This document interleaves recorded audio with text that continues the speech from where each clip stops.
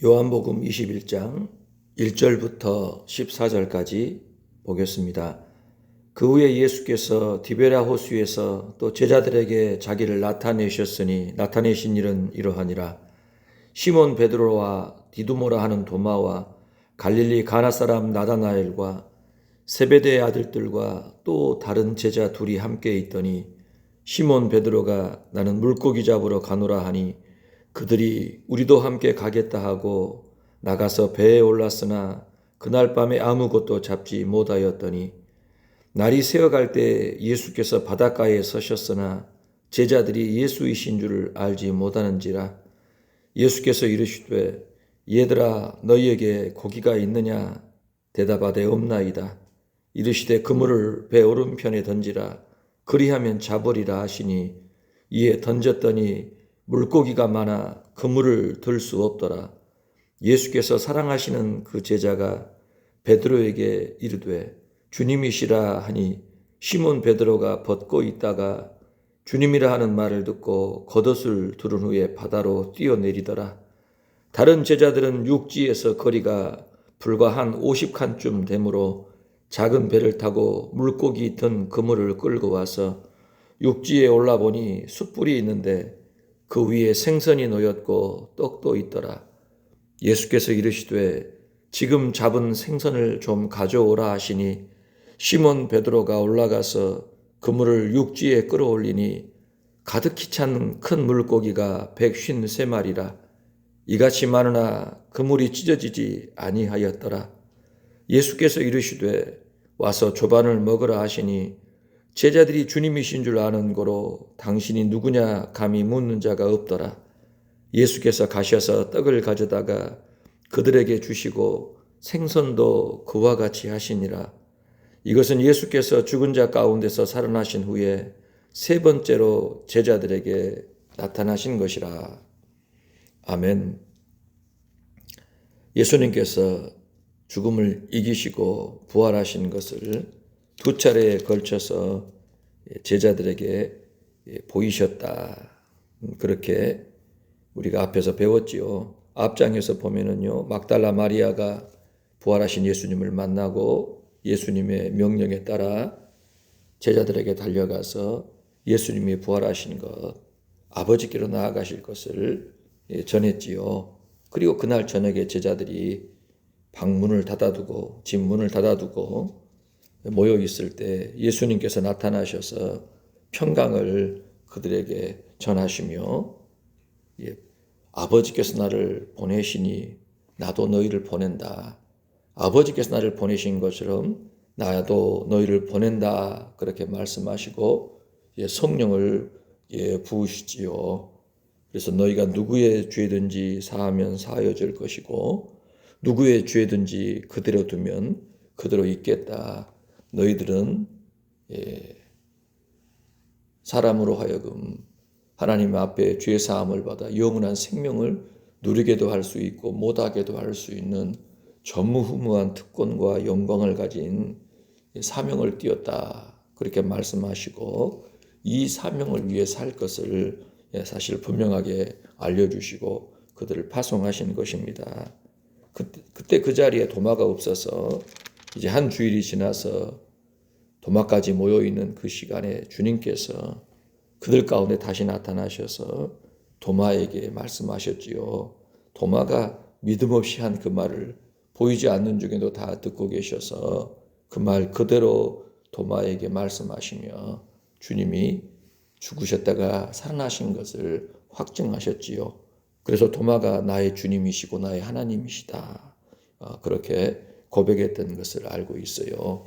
그래서 두 차례에 걸쳐서 사도들에게 나타나신 겁니다. 그들 가운데 나타나셔서 부활하신 것을 확증하셨고 그들로 하여금 이제 예수 그리스도의 죽음과 부활이 갖는 그 의미, 이 생명의 복음을 전할 것을 확증하신 것을 저와 여러분이 알 수 있습니다. 자, 이렇게 되었을 때 그렇다고 한다면 베드로를 위시하여 예수님의 부활을 목격한 제자들은 무엇을 했어야 맞을까요? 복음을 전해야지요.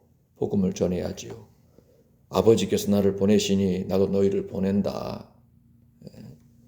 성령을 받으라 하시고 너희가 누구의 죄든지 사하면 사하여 줄 것이요 그대로 두면 그대로 있으리라 말씀하셨으니 이 중대한 이 복음을 전하는 것이 지금 그들이 힘써야 될 일이었을 터인데 이제 오늘 본문 조금 전에 읽었던 21장에서는 예수님께서 그들에게 세 번째 나타나신 그 이야기가 등장하고 있어요. 자, 어디에서 나타나셨느냐? 우리가 처음과 두 번째에서는 아마도 예루살렘이 아닐까. 예루살렘 그 근교의 어느 한 방에서 제자들에게 나타나신 것인데 제자들은 이제 세 번째 주님을 만나게 되는데요. 그 장소가 디베랴 호수다. 1절에 보니까 디베랴 호수다. 그렇게 말씀하고 있습니다. 디베랴 호수가 어디냐? 뭐 생각할 수 있겠지만 갈릴리 바다를 두고 디베랴 호수라 그렇게 표현합니다. 왜 디베랴라고 하냐라고 하면은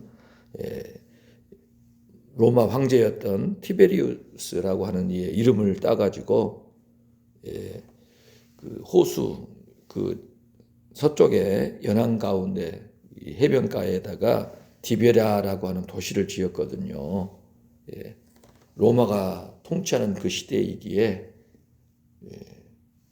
헤롯 안디바가 그 디베랴 황제를 위하여 아주 경치가 좋은 곳에다가 도시를 하나 지어준 겁니다. 그 도시를 딱 이름을 어떻게 지었냐? 황제 이름을 따가지고 디베랴 한 거예요.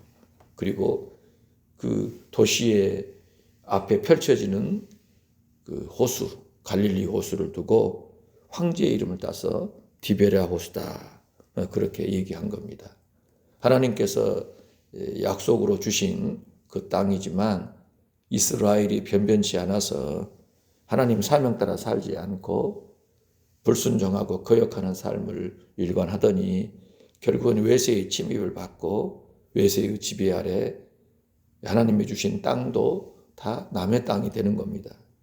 하나님이 주신 그 은혜, 그 역사의 이름들이 이제는 다 이방신, 이방 황제의 이름들로 바뀌게 되는 그 수치를 겪게 된 거예요. 그래서 이 갈릴리 바다를 디베랴 호수다 그렇게도 하고요. 또 누가복음에 보면은 게네사렛 호수다 그렇게도 표현을 해요. 이 갈릴리 호수 북서쪽에 비옥한 평지가 있는데 그곳을 게네사렛이라고 하는데요. 그 평지에 있는 호수다 해서 게네사렛 호수다 그렇게도 표현하기도 하고 또 긴네렛 바다다라는 표현을 써요. 긴네렛. 왜냐? 히브리어로 긴네렛이라는 것, 긴노르라는 말은 수금이라는 뜻이거든요. 수금, 하프. 그래서 그 호수의 모양이 꼭 수금처럼 생겨가지고 긴네렛 바다다라고 하는 표현 가지고 씁니다. 뭐 호수다라고 하지만은요 상당히 큰 사실 호수예요. 담수호라고 하지요. 바다에서 유입된 그러한 물들이 이렇게 많이 불어가지고 형성이 된 그런 담수호인데요. 갈릴리 바다, 디베랴 바다, 뭐 게네사렛 호수, 긴네렛 바다 그런 표현들을 쓰는 것입니다. 그런데 사실 요한복음에서만 디베랴라는 표현을 쓰는데요. 요한이 그건 의도성을 가지고서 그렇게 표현한 것 같아요. 예수 그리스도가 하나님의 아들이시지 않습니까? 이 세상에 오신 하나님의 아들이신데 그 하나님의 아드님께서 세상 가운데 오셔서 그 백성들을 불러 모으시고 그 백성들로 하여금 그분의 뜻을 따라 행하도록 하십니다.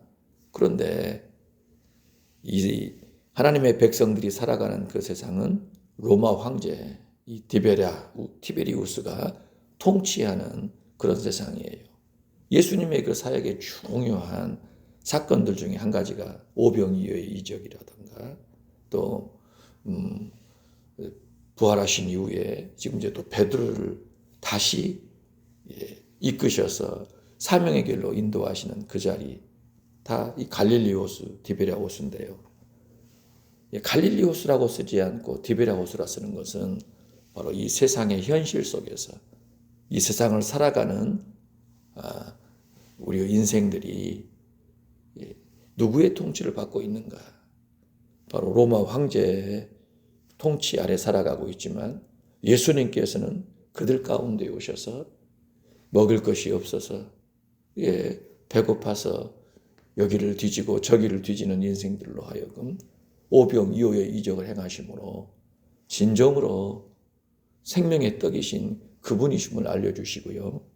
또 오늘 본문에 따르면은 예수님이 주신 그 사명이 분명히 있음에도 불구하고 결국 그 사명을 따르지 못하고 이 세상이 두려워서 세상에서 도태되는 것이 불안하고 두렵고 무서워서 결국 사명 버리고 세상의 길로 그 세상의 그 경쟁의 세상으로 경쟁의 바다로 뛰쳐가 버린 베드로와 그를 비롯한 7명의 제자들을 다시 불러오시는 그러한 사건이 등장하거든요. 바로 이 세상을 상징하는 대표성을 띈 장소가 갈릴리 호수, 디베랴 바다. 그렇게 저와 여러분이 알고 있으면 좋을 것 같아요. 자, 2절을 보니까요.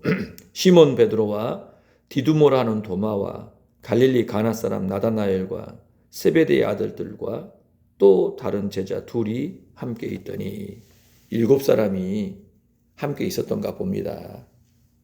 지금 제자들은 뭐 해야 맞지요? 주님이 2차례 나타나셔가지고 부활하신 것을 확증하셨으면 성령도 부어주시고 또 위대한 사명도 주셨잖아요. 누구의 죄든지 사하면 사해질 것이고 그대로 두면 그대로 있겠다. 한 사람의 영원한 운명을 결정지을 만한 위대한 특권을 너희에게 주었다. 성령을 따라 예수 그리스도의 죽음과 부활을 전하라. 사실 그 명령을 주셨지 않습니까? 그런데 제자들은요, 지금 사실 나가지를 못하고 있나 봐요. 나갔는지 어쨌는지 전했는지 어쨌는지는 잘 모르겠습니다만은 결국 그들은 발걸음을 틀어버려요. 그런데 그 발걸음을 틀어버린 장본인이 누구냐라고 하면 3절에 보니까요. 시몬 베드로가 나는 물고기 잡으러 가노라 하니 그들이 우리도 함께 가겠다 하고 나가서 배에 올랐으나 그날 밤에 아무것도 잡지 못하였더니 베드로가 지금 함께 있는 사람들 서로 우두커니 쳐다보고 있다가 지금 뭘 해야 되나 하는 상황이었겠죠.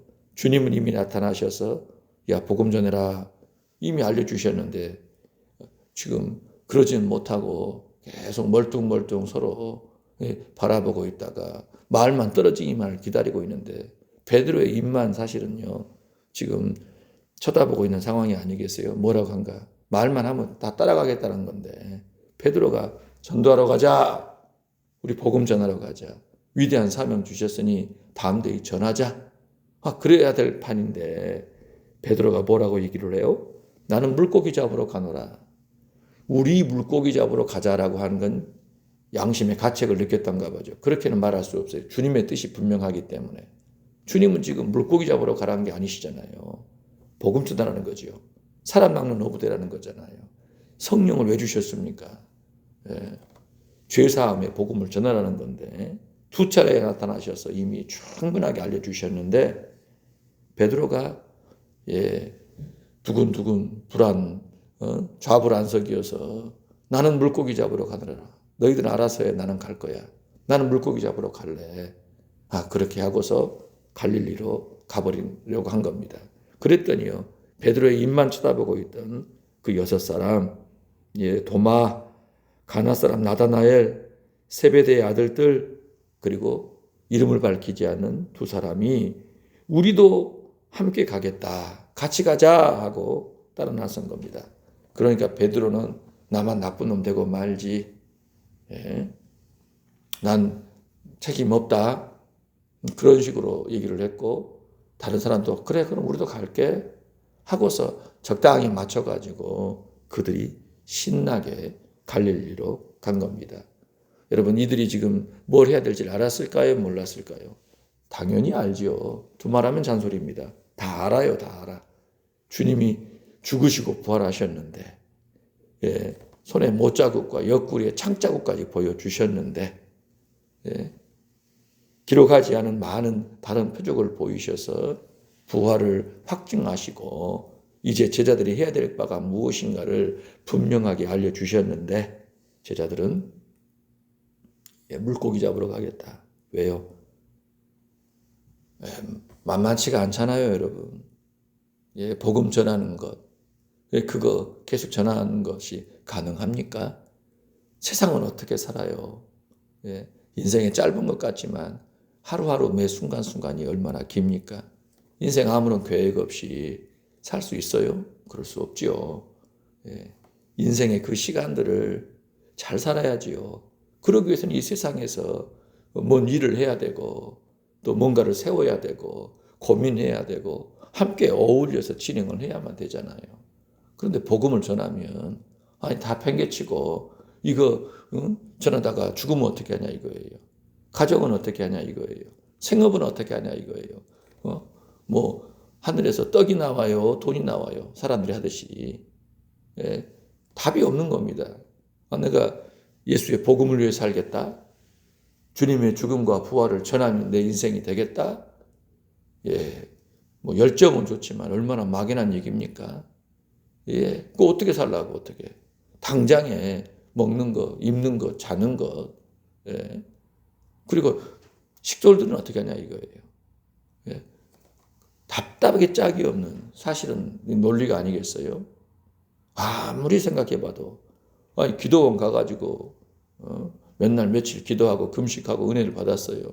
그래서 이제 잘해봐야겠다 하고 내려와서 살면 며칠 갑니까 여러분? 복음 전하면서 살겠다 해가지고 했는데 당장에요. 이 세상이 호락호락하지 않잖아요. 여기서 저기서 걱정이 문제가 막 사건 사고들이 막 터지면은요. 복음을 전하며 산다고? 예수 증인으로 산다고? 그게 가능하겠냐? 그러니까 어때요?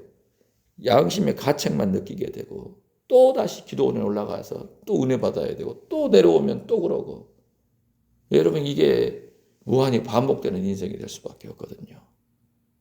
지금 이 베드로와 6명의 제자들 부활하신 주님을 분명히 만났는데 확인했는데 정말 주님이 우리가 뭘 위해 살아야 될지를 분명히 가르쳐 주셨는데 주님 함께 계실 때 주님 따라다니며 복음 전하고 병자 고치고 죽은 자 살리고 귀신 쫓고 했잖아요. 주님이 이제 다시 하라는 겁니다. 다시 내가 살아났으니 너희가 나와 함께 하니 눈에는 보이지 않지만 너희는 그 일을 해야 한다는 거예요. 그런데요. 공생애 때 눈에 보이는 예수님 따라다니면서 주님과 동고동락하면서 그건 했지만 이제 주님이 죽고 나서 부활하셨지만 그때 같지는 않은가 봐요. 늘 계신다라는 생각이 안 든 거예요. 성령을 부어주셨음에도 불구하고. 그래서 여전히 믿음이 시덥지 않습니다. 뭔가 확실하지가 않는 거예요. 당장은 할 것 같은데 금방 생각이 많아지고 복잡해지고 결국에는요. 자기 앞가름 하겠다라고 물고기 잡으러 가겠다라고 하고 우리도 같이 가자. 지금 이 꼴이 난 것입니다. 자, 그런데 어떻게 되었어요? 갈릴리까지 가가지고 부지런히 낚시질을 한 모양입니다. 그물질을 한 모양이에요. 그런데 놀랍게도 아무것도 잡지 못했어요. 디베랴 호수에서 로마 황제가 다스리는 그 세상 가운데 복음을 전해야 될 제자들이 먹고 살려고 사명 피해서 도망쳐 와가지고 열심히 그물질을 하는데 밤새도록 아무것도 잡지 못해요. 여러분 그것이라는 겁니다. 그걸 지금 허탕만 치고 있는 자신들을 발견하게 된 겁니다. 4절에 보니 날이 새어갈 때 예수께서 바닷가에 서셨으나 알아보지 못합니다. 멀리서 예수님께서 얘들아 너희에게 고기가 있냐? 없습니다. 그물을 배 오른편에 던져라. 그리하면 잡으리라. 주님이 말씀하십니다. 밤새도록 못 잡았는데 여러분 그물질이 얼마나 했겠어요. 그런데 여러분 오른편에 던진다고 해서 그물이 있겠습니까? 예, 있겠어요 없겠어요? 사실 인간적으로는 이거 말이 안 되지요. 그런데 그들이 하고 던졌어요. 그랬더니 물고기가 많아가지고 그물을 들 수가 없는 겁니다. 신기하죠. 예, 로마 황제가 다스리는 이 경쟁에, 이 치열한 생존 경쟁의 세상 가운데에서 아이고 우리가 늦었구나 열심히 뛰자 하고 덤벼들었는데 아이고 손에 잡히는 게 없는 거예요. 아무것도 안 되는 겁니다.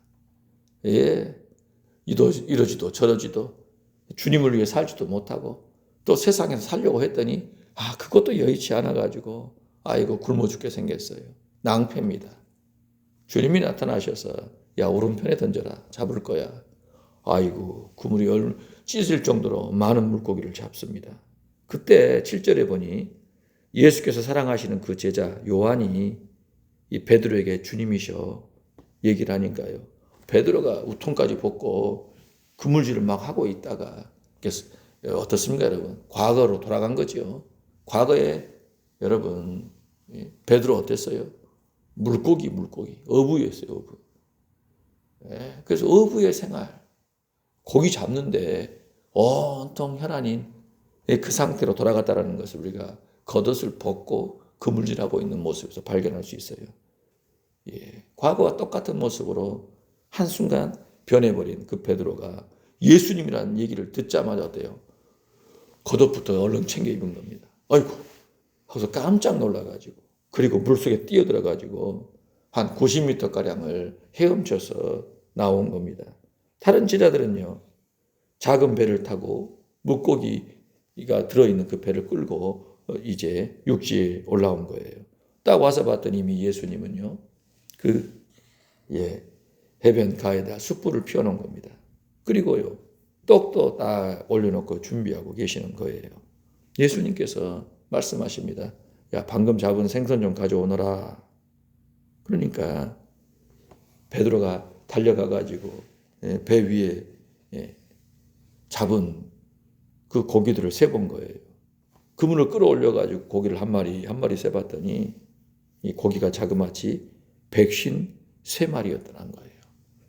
이거 있을 수가 없는 횡재를 한 겁니다. 횡재. 풍어죠, 풍어. 제가 가끔씩 TV를 보면 바닷가에 나가가지고 희귀한 물고기 잡으러 다니시는 분들 얘기가 나오더라고요. 그런데 밤에 나가가지고 아침이 되도록 기다리고 그물 내리고 거두고 하는 막 그 작업들을 하는데 언제나 다 그물을 다 가득히 채우냐? 아니요. 허탕치는 날이 제법 많더라고요. 허탕치는 날이. 잡고자 하는 그 물고기를 잡은 날도 있고 못 잡은 날도 있고 몇 마리 잡은 날도 있는데 그 한 마리가 값이 귀해가지고 팔면은 그날 또 막 웃고 막 몇 마리 더 잡으면 더 좋아하고 막 그런 분들을 봤는데 지금 이 갈릴리 어부들 이 베드로를 비롯한 이들은요 153마리라고 하는 그들이 가진 배가 얼마나 기술이 좋은 배였겠어요? 큰 배였겠어요? 그러지도 않을 것 같아요. 그런 배로 153마리라고 하는 큰 고기를 잡았으니 이거 완전히 횡재한 거 아니겠어요? 얼마나 좋았을까요? 얼마나 좋았을까요? 그런데 좋기만 했을까요? 좋기만 했을 것 같습니까? 이게 참 시사하는 바가 많지 않겠습니까? 주님의 사명 버리고 부활하신 주님을 그렇게 만나는데도 불구하고 2차례에 걸쳐서 나타나셔가지고 성령까지 부어주시며 내리신 그 명령은 저버리고 물고기 잡으러 결국 등을 돌려서 우통까지 벗고 밤새도록 그물질하고 있는 이 제자들, 이 자신들이 지금 과연 주님 보시기 어떠했겠냐 이거예요. 주님이 이거 다 보고 계셨구나. 주님이 다 보고 계셨구나.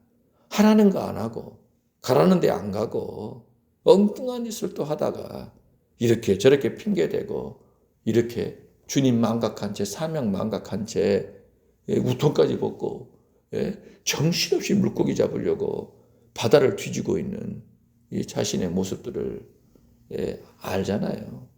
수치심이 부끄러움이 주님 앞에 낯을 둘 수 없는 사실 그 지경이 돼버린 겁니다. 그 어느 누구보다 여러분 7명 가운데 가장 괴롭고 낯을 못 드는 인물이 누구겠어요? 베드로.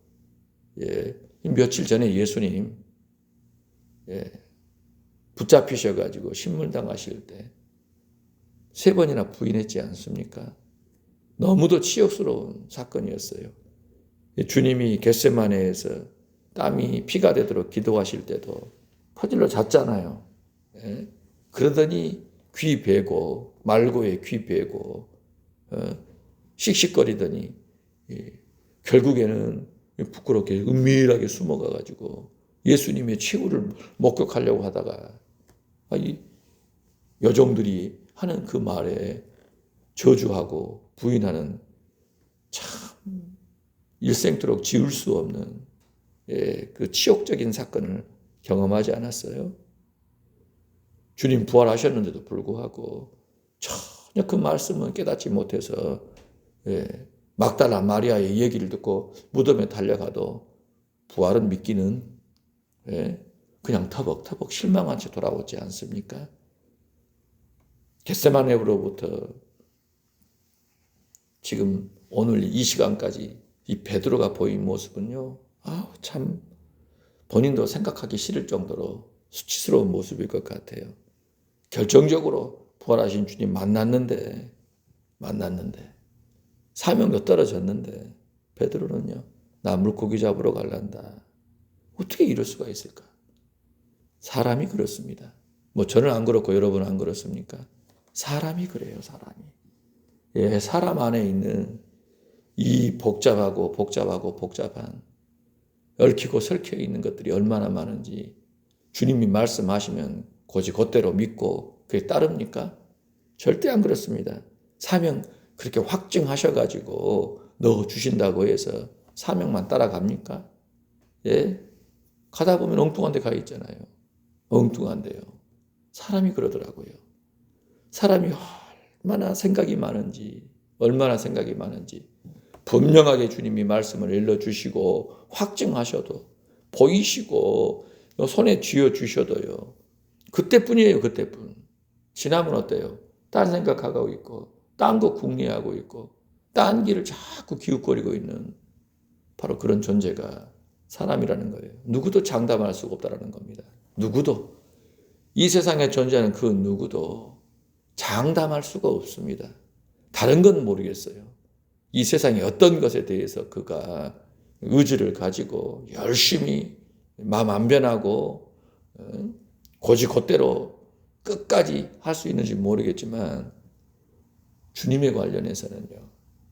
주님을 믿고 주의 명령을 따르고 주를 위해 충성하는 문제에 있어서는 절대 그렇지가 않아요. 자유할 수 있는 인간이 아무도 없다라는 겁니다. 베드로도 지금 오늘 제자들도 오늘 그렇게 사실 지금 이 불순종, 거역 그 현장 지금 주님 앞에 들켜버린 겁니다. 눈에 보이면 주님 계시지만 눈에 안 보이시면 주님이 안 계시는 거예요. 함께 계시면서 내가 쳐다보면서 말씀을 하시면 그때는 알아먹고 따르겠다 하는데 주님이 안 보이시면 아무 말씀도 없으시면 아무 말씀 없으셨잖아 하고서 내 뜻대로 내 생각대로 하는 것이 우리라는 거예요. 주님이 자꾸 나타나셔가지고 이래라 저래라 말씀하십니까? 지금 이미 주셨지 않습니까? 아버지께서 나를 보내신 것 같이 나도 너희를 보낸다. 성령을 받으라. 너희가 누구의 죄든지 사하면 사하여 줄 것이요 누구의 죄든지 그대로 두면 그대로 있으리라. 그렇게 말씀하셨잖아요. 그거 따라 살라는 겁니다.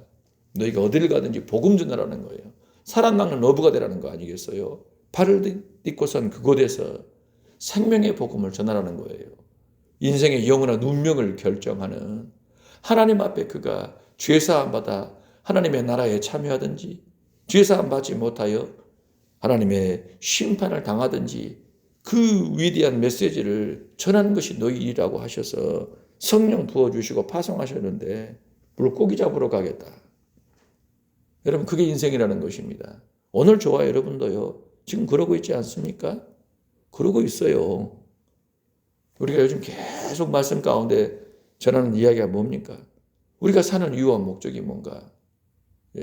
사는 이유와 목적이 뭐라고 했습니까?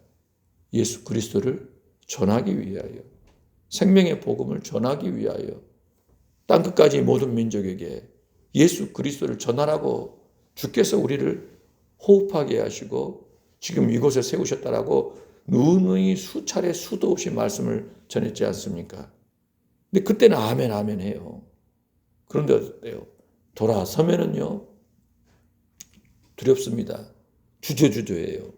내가 저 사람한테 이 얘기 했다가 몸꿀 당하려고 관계 틀어지지. 아이고 복잡해지지. 내가 똑바로 살아야지. 난 똑바로 못 살면서 뭔 전도를 한다고 그래. 그리고요 마귀가 가만히 둡니까? 이 일 물어다 주고 저 일 물어다 줍니다. 관계를 막 어지럽히는 거예요. 아이고 네가 복음을 전한다고 어디 한번 해봐라. 내가 가만 놔두나? 복음은 생각도 못하게 일을 막 벌려놓은 겁니다. 여기서 저기서. 일에 빠져가지고 허우적거리면서 내가 지금 이곳에 있는 이 사람들 구원하기 위하여 주님께 파송받았다라는 생각은 하지를 못합니다. 그런 생각 갖고 시작했다가 아이고 이 세상이 어떤 세상인데 여러분 디베랴 호수에서요 밤새도록 그물질했는데 한 마리도 못 잡아요. 먹고 살 생각하고서 세상을 바라보고 진행하게 되면 예수 믿는 제자들이 예수 믿는 하나님의 백성들이 이 세상에서 먹고 살기 위한 목적으로 살려고 하면은요 그게 사라지냐 이거예요. 절대 살 수가 없어요. 디베랴 호수에서 제자들이 주의 사명 버리고 물고기 잡으러 생존 경쟁에서 살아남으려고 자신들 사명 등져버리고 세상 사람과 똑같은 의식 가지고 살려 할 때 결과가 뭡니까? 한 마리도 못 잡아요. 한 마리도. 오늘 우리도 한 마리도 못 잡습니까? 월급 따박따박 나오잖아요. 일한 만큼의 뭔가 결과물들이 나오니까 재미를 느껴요. 복음도 안전하면서 기회를 주셨는데 분명히 기회를 주셨는데 복음도 안전하면서요. 자꾸 그거 거부합니다. 입에서 나오려고 하면 얼른 삼켜버리지 않습니까? 내가 지금 뭔지 달라고. 두려움이 많아가지고 결국 못 전하고 삼켜버리는 일들이 얼마나 많아요. 그렇게 해서 세상 사람과 똑같이 맞물려 살아가는 겁니다. 주님이 계속 이 사람에게 복음 전해라. 기회를 주시고 방법을 내심에도 불구하고 우리는 그러지를 않아요. 번번이 불순종합니다. 거역합니다. 내가 사는 이유는 이 땅에서 그냥 주의 백성으로 온유하고 겸손하게 성실하게 사는 것이지. 뭔 입을 벌려 전도를 해. 그러면은 관계가 불편해지잖아. 오히려 복음을 저해해 방해하는 길이 되는 거야. 온갖 변명, 핑계 갖다 붙여가지고 입도 뻥끗하지 않고 그렇게 많은 날들을 살아가고 있는 것이 사실 저와 여러분의 현실입니다. 오늘 베드로와 이 6 제자들이 보여준 맞닥뜨린 이 범죄의 현장, 주님이 그 장소에 직접 나타나셔가지고 저 같으면 야 니들 뭐하냐 이놈의 새끼들아. 너 베드로 네가 사람 새끼냐? 그랬을 법하지 않아요? 저 같으면 막 열불이 났을 것 같아요. 에라야. 근데 주님은 그러시지 않으세요.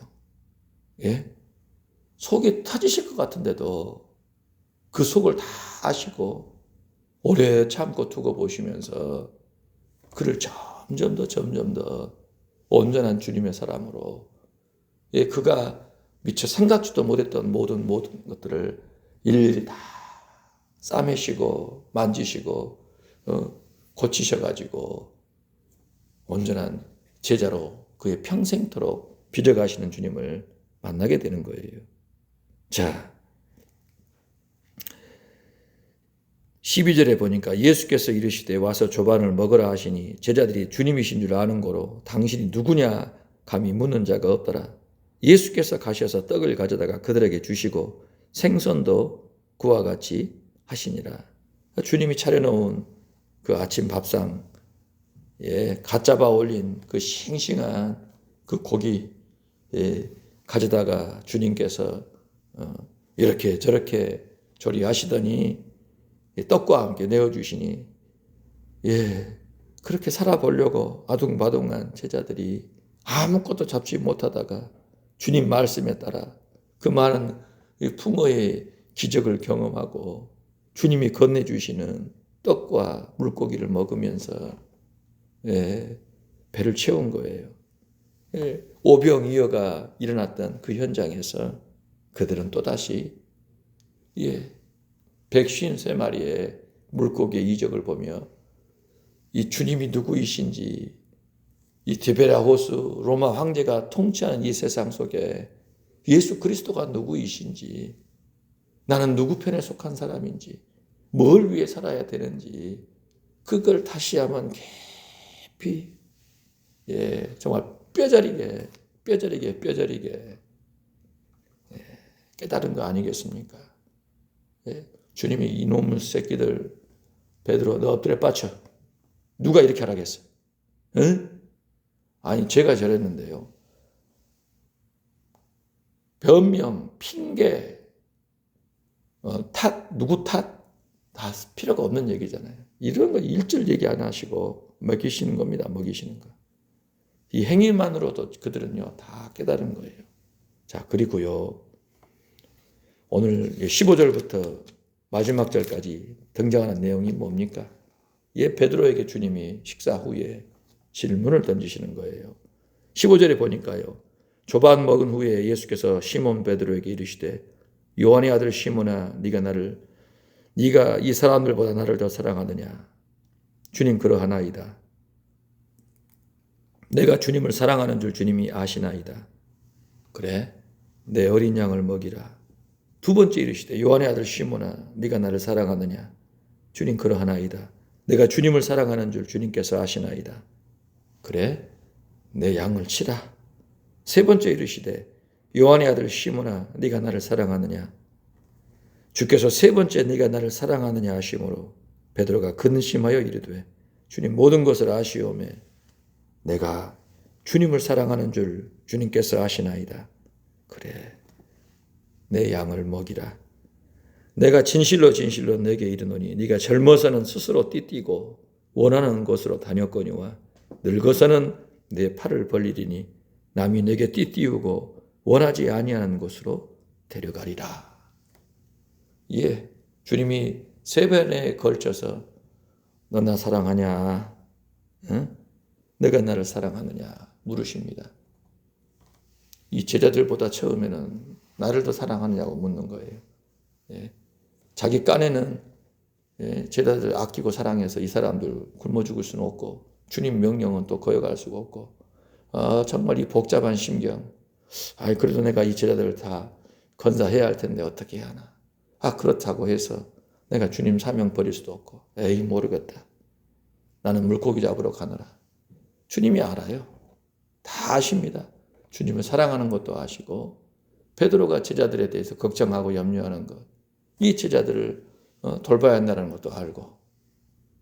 그런데 주님이 이 사람들보다 나를 더 사랑하느냐 물어보니까 그렇습니다 주님. 저 주님 사랑하는 거 아시잖아요. 내 어린 양을 먹이라. 내 어린 양을 먹이는 것이, 내 양을 먹이는 것이 내 사명이다. 여러분, 그러면 물고기 잡아서 떡 만들어가지고 먹이는 겁니까? 그 말이 아니잖아요.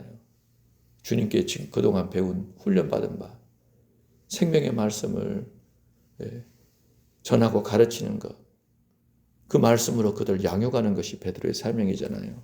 베드로는 그거 해야 한다. 내가 핏값으로 산 나의 양들을 말씀으로 먹이는 것이 네 역할이 아니겠냐. 그 말씀을 하시는 겁니다. 두 번째요. 또 너 나 사랑하냐 물으시니까 주님, 제가 주님 사랑하는 거 아시잖아요. 그래, 내 양을 치거라. 넌 내 양을 쳐야 한다. 세 번째, 네가 나를 사랑하느냐 물으시니 베드로가 세 번째 나를 사랑하느냐 주님이 물으시는 그 물음 앞에 근심을 해버려요. 왜요? 왜 세 번째인데 근심할까요? 세 번째 주님 사랑하는 거 아시잖아요. 사랑합니다라고 하면 될 것 같은데 왜 그래요? 세 번 부인했던 한 번, 두 번, 그 세 번에 걸쳐서 주님을 부인해버린 그 결정적인 사건, 여러분 결코 지울 수 없죠. 며칠 전 일어난 사건이에요. 지금 베드로가 주님을 만나고는 있지만은 여러분 사실은 얼마나 낯이 뜨거울까요? 고개를 못 드는 상황 아니겠어요? 주님이 부활하셔가지고 문 닫아놨는데 나타나셨지만 베드로가 뭐 개인적으로 얘기를 했겠어요? 주님이 그러시지도 않고 그냥 그러려니 하고 계신 것 같아요. 지자들과 함께 그냥 어울려서 같이 이렇게 저렇게 부활하신 거 보이시고 사명 주셨지만 베드로와 지금 개인적으로 그 문제에 대해서 언급을 하신 건 아니잖아요. 전혀 말씀하시지 않으신 거예요. 그러더니 지켜보신 거죠, 주님은요. 지켜보신 거죠.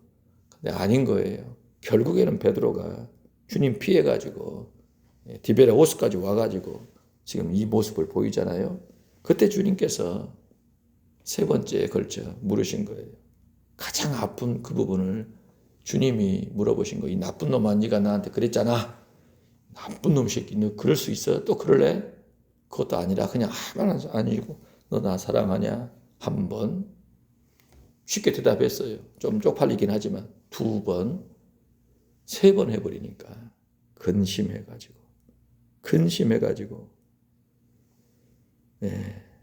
모든 걸 아시니 내가 주님 사랑하는 걸 주님이 아십니다.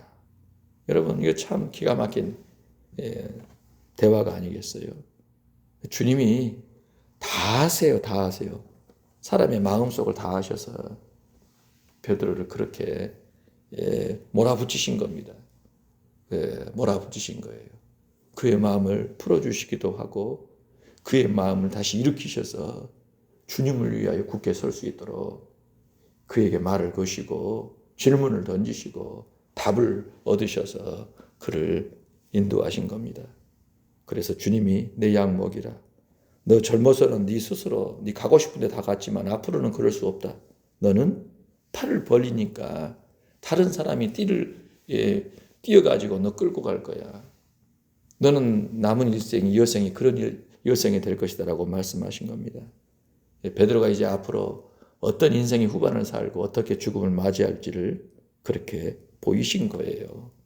그러면 알아먹고 그냥 조용히 있지 또 베드로가 또 뭐라고 합니까? 20절에 보니까요. 예수님 따르는 그 요한을 보고서 주님 이 사람은 어떻게 됩니까? 요한을 향하여 주님께 그렇게 물어본 거예요. 그랬더니 주님이 뭐라고 하세요?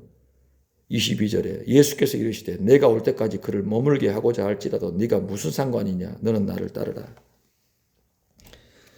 다른 사람 생각하지 말고 네 생각이나 해. 너나 잘해, 너나. 지금 그 말을 하신 건데 이 말씀이 와전이 돼가지고 제자들 가운데에서 주의 재림하실 때까지 사도 요한은 안 죽겠다라고 또 잘못된 소문이 퍼지게 된 겁니다. 주님은 무슨 얘기예요? 베드로, 요한 걱정하지 말고 네 걱정이나 해. 네가 앞으로 어떻게 살 것인지 주의 사명 따라 제대로 역할을 할 것만 생각을 하지. 다른 사람이 이렇게 될지 저렇게 될지 네가 뭘 신경을 쓰냐 이거예요. 남 걱정하지 말고 네 걱정이나 하라는 얘기로 하신 건데 또 그 얘기가 와전이 돼가지고 엉뚱한 얘기들이 돌아다녔다. 그렇게 얘기를 한 겁니다. 24절에 이 일들을 증언하고 이 일들을 기록한 제자가 이 사람이라 우리는 그의 증언이 참된 줄 아노라.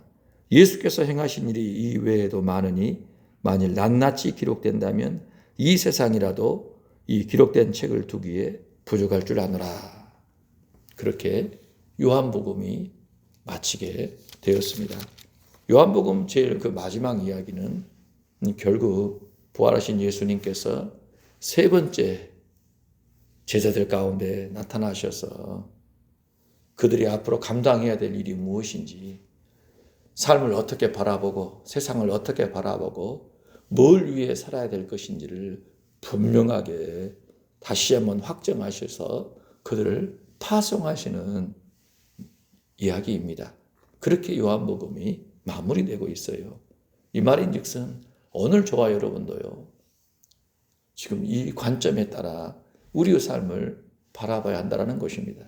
우리 주님은 이미 부활하셨고 승천하셔서 하늘 보좌에 좌정하셔서 우주 만물을 다스리고 계십니다. 주님이 다스리고 계셔요. 주님이 만왕의 왕으로 통치하시며 그분의 교회를 지금 세우고 돌보시고 인도하고 계십니다. 모든 나라 모든 민족에게 복음이 다 증거되어 돌아올 자들이 다 돌아오면 주님이 재림하십니다. 이제 역사가 끝이 날 것입니다. 아담 이래로 주 오실 그날까지 세상에 존재한 모든 인생들이 부활하여 심판대 앞에 설 것이고, 그 심판 이후에 새하늘과 새 땅이 열리고 또 그 나라에 참여하지 못한 자들이 둘째 사망 영원한 불못에 참여하게 될 것입니다. 주님이 지금 하늘 보좌에 좌정하시고 행하시는 일이 무엇이냐? 이 난리법석인 아수라장인 이 지옥에 불길이 점점 더 가열되는 것 같은 이 세상 가운데 주님이 뭐하고 계시나? 왜 전쟁을 그치지 않게 하시나? 이 환경의 파괴들을 왜 막지 않고 계시나? 주님은 지금 그것을 행하시지 않아요. 이미 세상은 멸하기로 작정이 되었어요. 불로 멸하시기로. 주님의 관심은 어디에 있어요? 땅끝까지 모든 민족에게 복음이 전파되는 것. 그것은 믿는 자들이 행해야 될 일들이고요. 그들을 통하여 돌아올 자들이 돌아오는 그 일에 우리 주님께서는 온통 관심인 겁니다. 새하늘과 새 땅에 참여할 주의 백성들을 모으는 것이 주의 뜻이거든요. 그 관점으로 세상을 바라보셔요. 통치하고 계시는 겁니다. 그래서 그 때를 조정하시는 거예요. 전쟁도 필요하시다고 한다면 늘리기도 하시고 줄이기도 하십니다. 환경도 주님의 필요에 따라서, 주님의 뜻에 따라서 주님께서 깨끗게도 하시는 날도 있지만 내버려 두신 날도 있으실 거예요. 인생의 모든 길이 주 안에서 지금 주의 통치 아래 진행이 되고 있다는 겁니다. 그렇기에 교회가 주님 앞에 얼마나 영광스러운지를 알아, 어떠한 사명을 띈 줄을 알아서 그 사명을 붙들고 예수 생명의 복음을 전하는 일에 충성해야 한다는 겁니다. 만약에 교회가 사명을 버리고 이 세상 생존 경쟁이 치열한 이 세상의 논리대로 이 논리에 빠져서 살겠다라고 하면 여러분 어떻게 될까요? 주님의 책망만 받을 것입니다. 거기서 좀 몇 가지 땄다고, 몇 가지 얻었다고, 조금 벌었다고 만족하고 기뻐하는 것이 교회라고 한다면 여러분 그 교회는요 제정신이 아닌 상태인 겁니다. 교회는 이 세상 다스리신 주님과 함께 이 세상을 바라보며 세상 속에서 그분의 복음을 모든 민족에게 전하기 위해 존재하는 사명을 띠었다는 거예요. 이 사명을 띠고 우리가 삶을 바라보고 진행해야 한다는 사실입니다. 오늘 저와 여러분이 지금 어떤 환경에서 누구와 함께 지내고 있든지 나는 주님이 핏값으로 사셔서 성령으로 인치시고 세상에 파송한 주님의 제자다. 나는 나의 평생 주의 복음 위에 산다. 돈이 되든 안 되든 먹을 것이 있든 없든 살 집이 있든 없든 내 진로가 어떻게 될지 안 될지 알 수 없든지 간에 나는 오직 복음을 위해 산다. 사명 붙들고 사명 따라가면 길이 나오는데 그 사명 무시하고 이 세상 것들, 눈에 보이는 것들을 확실한 것들 확실하게 보여가지고 그거 쫓아가게 되면 여러분 이도저도 안 되고 주님께 큰 책망을 받는다는 것입니다. 이 사실 꼭 기억하셔서 다시 한번 복음을 위해 예수 생명의 복음을 전하기 위해 살겠습니다. 결단하시는 이 아침 되시고 그렇게 순종하시는 남은 일생 되시기를 주의 이름으로 축복합니다. 하나님 아버지, 오늘 베드로를 비롯한 7 제자들이 사명 버리고 디베랴 호수에 가 우통도 벗고 물고기 잡기 위하여 혈안이 되었던 예수님 말씀, 사명, 등등의 모든 것들을 다 외면한 채 물고기 잡는 데 혈안이었던 모습들을 만나게 됩니다. 주님이 안타까운 가운데 찾아오셔서 그들을 먹이시고 그들에게 다시 한번 사명을 새롭게 하심으로 주님을 사랑한다면 주의 말씀을 전하는 삶을 굳게 붙잡고 그 길로 나아갈 것을 확증하여 주셨습니다. 예수 믿는 사람들이 이 세상에 빠져서 이 세상의 논리에 따라 살아가는 것이 결코 바르지 않고 그릇된 이름을 일깨우셔서 사명 따라 사명을 위해 복음을 전하며 살아야 될 것을 분명하게 세우셨으니 오늘 우리도 이 사명 따라 주어진 삶을 살게 하여 주소서. 우리에게 주어진 날이 언제이든지 주님 앞에 이 날들의 의미를 바로 분별하여 사명 위에 충성하는 우리의 남은 생에 되게 하소서. 모든 영광과 찬송을 주께 돌리며 우리 구주 예수님 이름으로 기도합니다. 아멘.